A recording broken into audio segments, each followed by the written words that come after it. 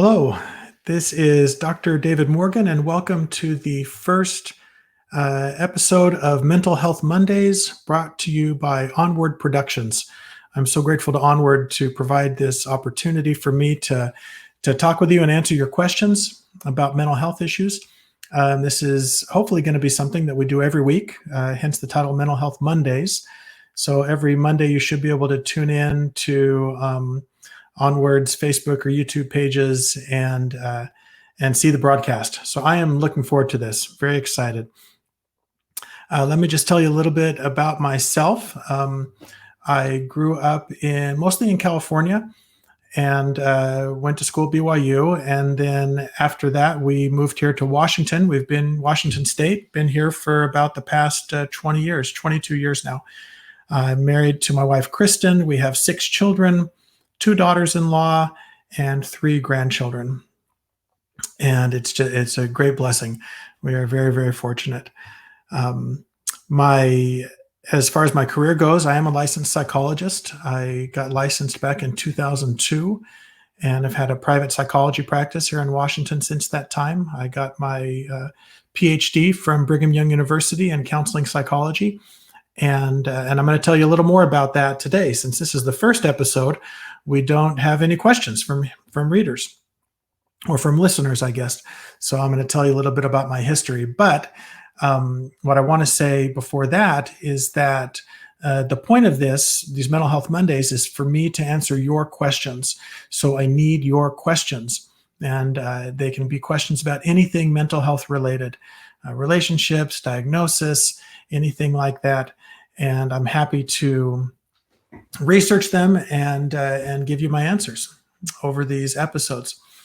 The best way for you to submit your questions is through my website, which is indicated there on the screen, www.ldspsychologist.com. You can also reach out to me on Instagram at ldspsychologist. But I'll probably just redirect you to the website because there are some other details there important to know about how to submit your question. But basically, you just email it to me, and then I will take it from there. The other purpose of these Mental Health Mondays is not just to answer questions like that you could get your answers to on Google, but it's also to incorporate principles of the gospel of Jesus Christ into it. One of the great blessings I had in my education, and I'll talk about that shortly, was being able to study the gospel while I studied psychology. And I've been able to learn how the two intersect. There's a lot of truth in psychology, truth that I believe has been revealed from our Father in heaven.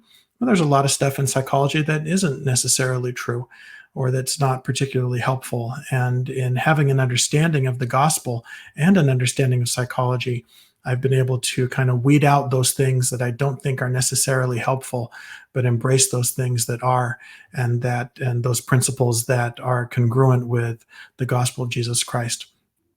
So that's what I'm most excited about, is being able to help answer your questions and give you some advice regarding,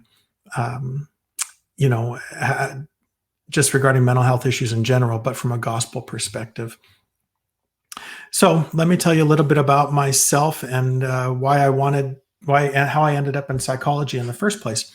When I was in high school, I thought I wanted to be a child psychiatrist. I don't know why I wanted to. It's just something that stuck in my mind. And some of you might know a psychiatrist is a medical doctor with a specialization in mental health. So that's what I thought I wanted to do. And so when I went to my first year of college at BYU, I took mostly general classes, but that was my intention, was to come back and get on a pre-medical track and go to medical school and become a psychiatrist with a child specialization. Well, 2 things happened that kind of changed that. The first was when I went on my mission to Mexico. I had been out about 18 months, and my companion was playing basketball, and he cut his lip open during an injury. So I took him to the doctor, and as they were stitching him up, I'm sitting there because, his companion, and as they're putting the stitches in his lip, I almost passed out from just watching the procedure. So that was my first clue that maybe medical school was not the best choice for me. And then when I got home from my mission and resumed my studies at BYU, I was in a class called Biology 200, which was one of the first classes that you took for pre-med, and it was intense. It was so difficult and required much more energy than I was willing to put in at the time. So I gave a lot of careful consideration to the fact that I could barely look at stitches being put in, and the fact that biology was just way too hard. And I said, I'm going to be a psychologist. And so I set my sights on that. When I graduated with my bachelor's degree, I started to think that maybe I wanted to be a professor, and then I wanted to teach at BYU, be a psychology professor. And everything that I had learned was that if I was going to be a psychology professor at BYU, then I needed to get my graduate studies at somewhere other than BYU. So when I applied for master's programs, I applied for several different programs, BYU included, and got accepted to a couple, but none of them were as desirable as BYU.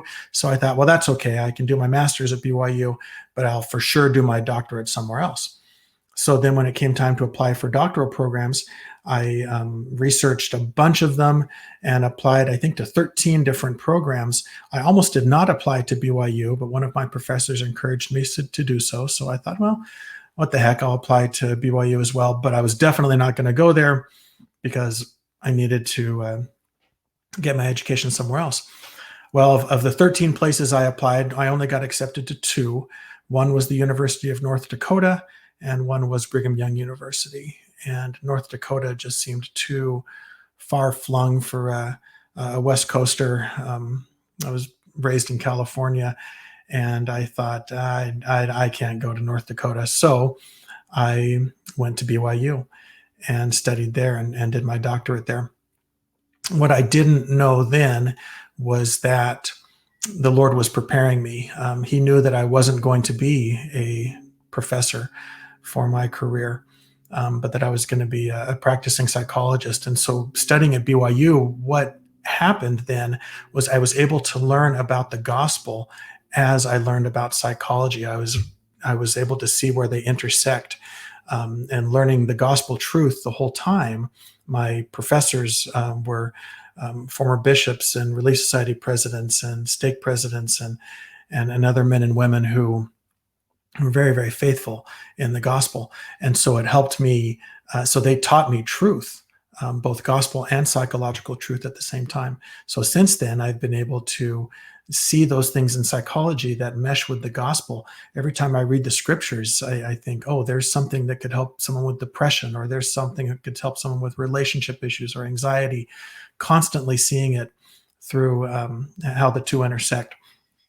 So I'm very, very grateful to have studied the gospel and psychology at the same time. And that's what I want to share with you. And so in order to do that, I need your questions. I want to know what you want to know. So please write in and let me know what you'd like to hear me talk about.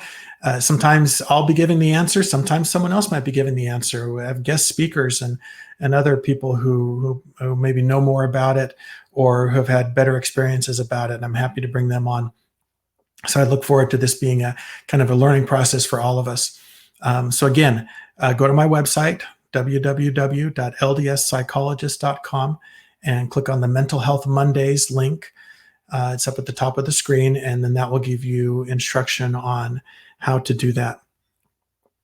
And throughout this entire process, what I really want is for people just to have hope. There's so much despair out there, but what the gospel of Jesus Christ teaches us is there's no reason for despair.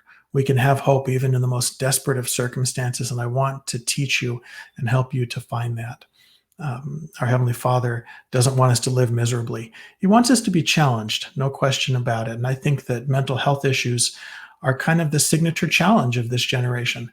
We don't have to travel with oxen across plains or clear fields with our bare hands to build log homes.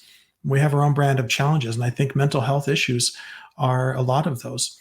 When we have mental health issues, we're not broken, we're not cursed. It's just part of the challenge that we experience in mortality. And so I'd like to help you understand those things and see them from a different perspective, which might even just seeing them from a different perspective might give you strength that you didn't know you had. Um, so I want you to remember that you can change, but that change requires effort. So change is totally possible, but you have to do something about it. And always, always remember to keep moving forward. I look forward to hearing your questions and answering them. And we'll see you next time.